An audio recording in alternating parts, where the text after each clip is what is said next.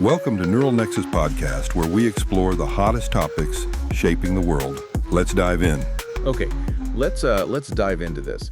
You've pulled together quite a stack of sources for us. News reports, there's a video transcript, and it's all centered around these, well, pretty charged events involving immigration enforcement. Yeah. And the protests that really flared up, particularly in LA and New York City, right around June 9th, 2025. That's right. So this deep dive, it's really our attempt to sort of wade through all that information. We want to pull out the key tensions, understand the different responses, and get the broader context surrounding these anti-ICE protests that were happening, well, seemingly all over the country. Mm-hmm. And we're looking specifically at a YouTube transcript from Live Now from FX, and then also live updates from CNN. Those are our main inputs here. Exactly. And our goal really is just to distill the most important facts, the key insights from these particular sources. We want to understand what was going on, on the ground and maybe at the higher levels in government. Yeah, try and connect the dots. Right. Connect the dots, give you a clearer picture of what's, well, obviously a complex situation without getting too lost in all the noise surrounding it. Okay. And, right off the bat, what really strikes you, I think, from these sources is just how widespread these protests actually were. I mean, yeah, a lot of the material focuses hard on Los Angeles and New York, but the picture they paint is much bigger. They keep emphasizing demonstrations happening coast to coast. Right. That FOX source specifically mentioned it was the fourth day straight of protests down there in Southern California. Yeah. And CNN, they pointed to other specific places like Santa Ana, and they really highlighted San Francisco. Apparently, like 150 people arrested there just on Sunday? That's a significant number. It is. And we also see mentions of Dallas, solidarity rallies there that primarily got pretty tense, turned into standoffs, arrests reported there too. And then the list goes on. Atlanta, Louisville, Boston, Pittsburgh, Charlotte, Seattle, D.C., Connecticut, and New York City. As you said, multiple arrests there, too, mostly for, blocking vehicles outside federal buildings in Lower Manhattan. So definitely not just a few isolated incidents, then. It really feels like a widespread reaction to whatever federal immigration actions were happening. Absolutely. And the sources, they paint a pretty intense picture, don't they, of the situation on the ground in those main spots like L.A. and NYC. Oh, yeah. Very tense standoffs. In L.A., the reports mentioned the Arts District, Little Tokyo, that specific intersection, Alameda and Commercial, also areas near the federal building. Okay. And in New York, those CNN updates, they really captured these fast-moving, tense situations downtown, big crowds reported in LA too, and just this general feeling of volatile moments, as one source put it. Yeah, you really get a feel for it from the descriptions. Police in full riot gear, tactical gear, holding riot shields. It sounds like things were anything but calm in a lot of these areas. No, definitely not static. And, the source details specific actions by protesters that seem to have directly led to some confrontations. Like what?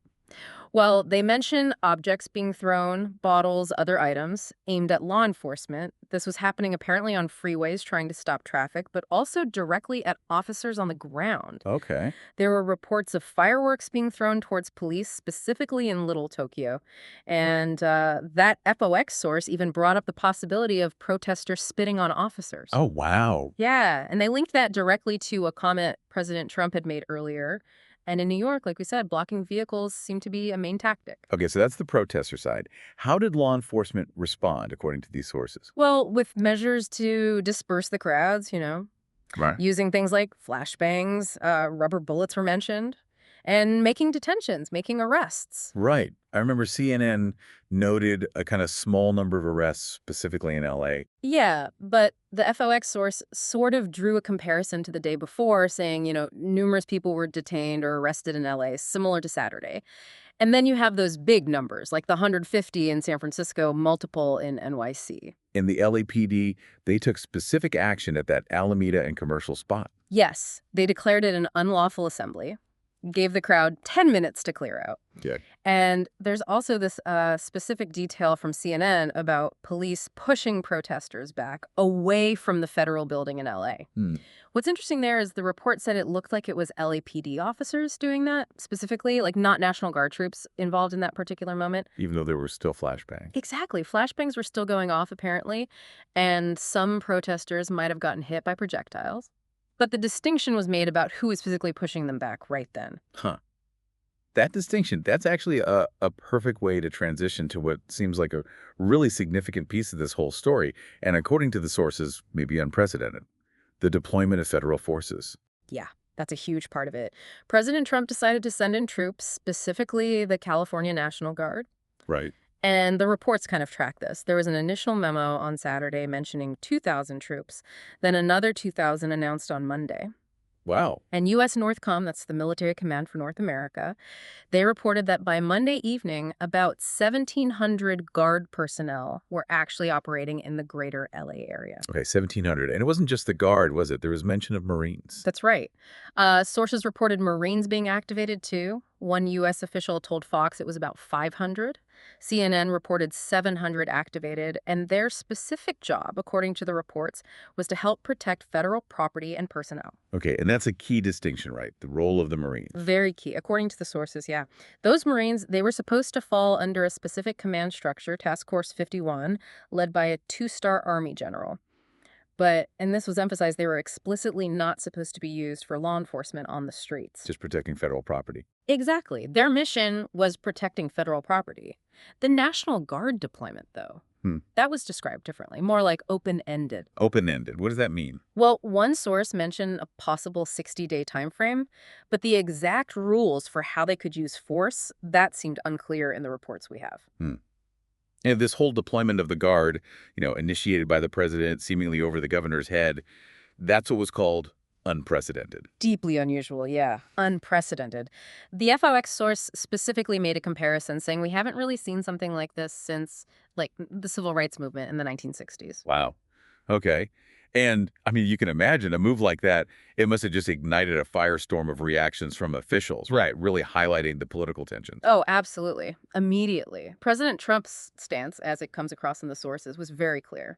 Use the deployments, quell the protests, protect federal property. And that quote, if they spit, we hit. Yeah, both the FOX source and Attorney General Pam Bondi referenced that specific quote from President Trump when they were talking about detentions and potential consequences for protesters. Okay.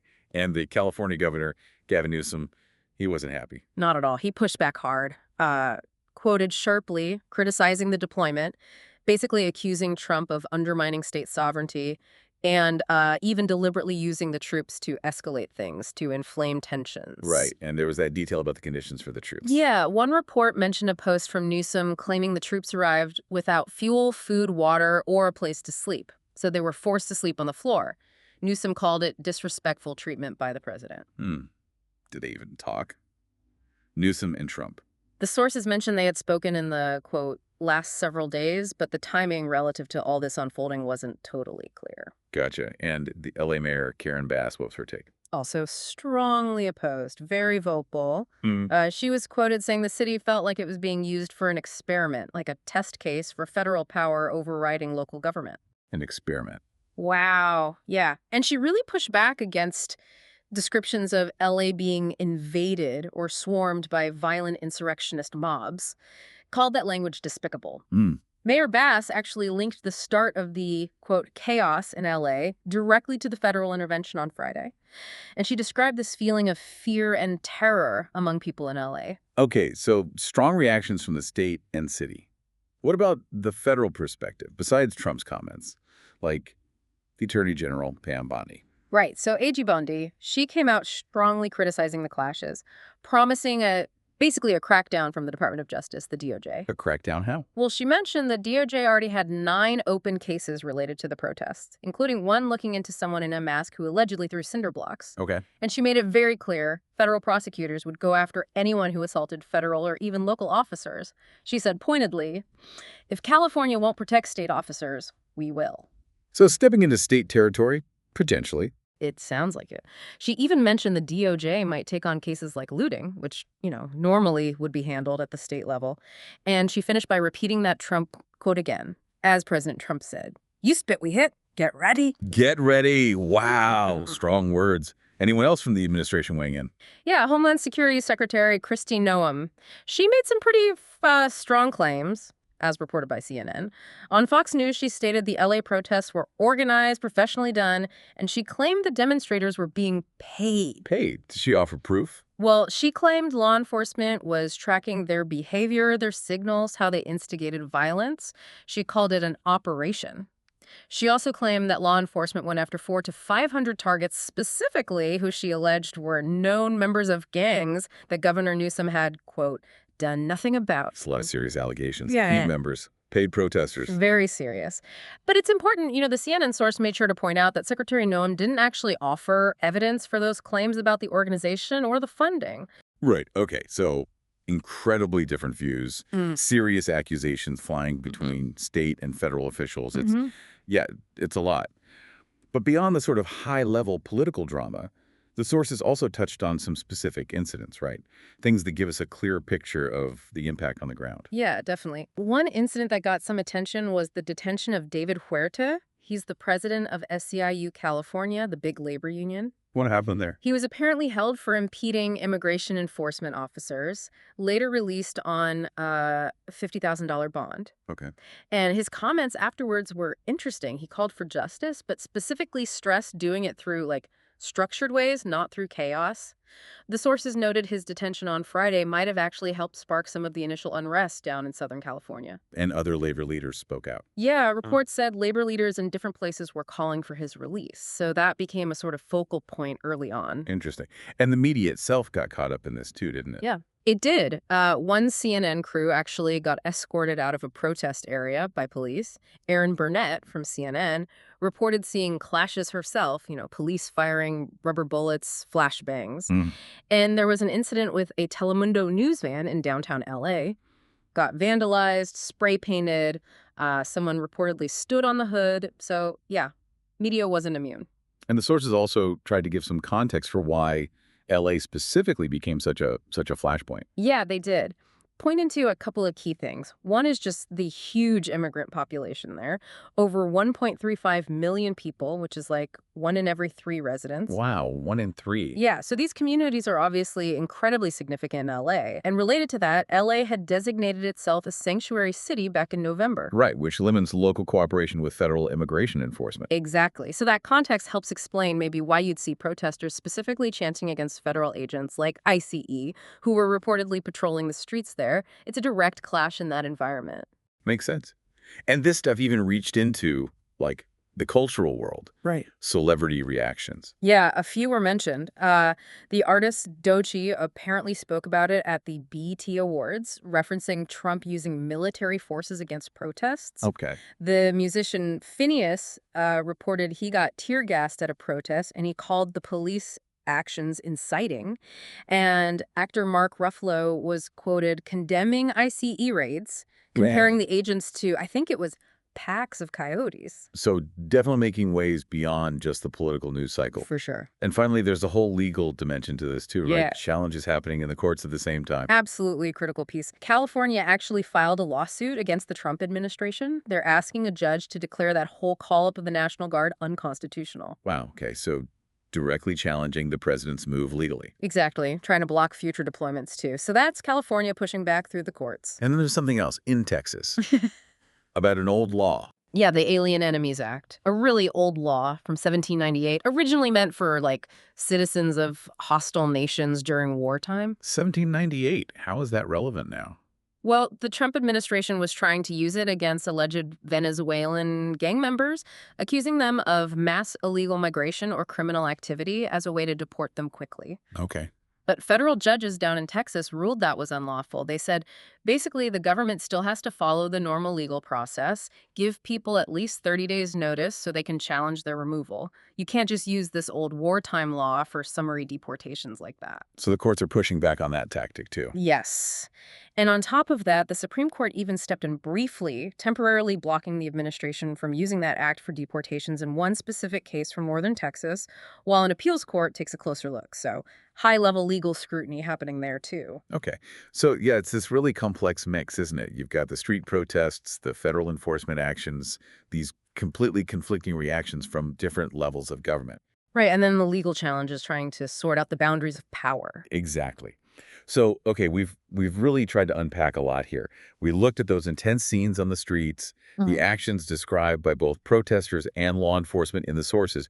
We examined those really significant maybe historically unusual federal troop deployments. We highlighted really clashing viewpoints from state, city, federal officials. And we touched on the legal battles now unfolding, plus how it all played out in media coverage, even celebrity comments. It's clearly a situation with a ton of layers, a ton of dimensions, and how you see it really depends on where you stand, right? Absolutely. Very different perspectives depending on your role or viewpoint. What's really fascinating, though, is how these events just threw into sharp relief that fundamental tension, between local control, state authority, and then federal power.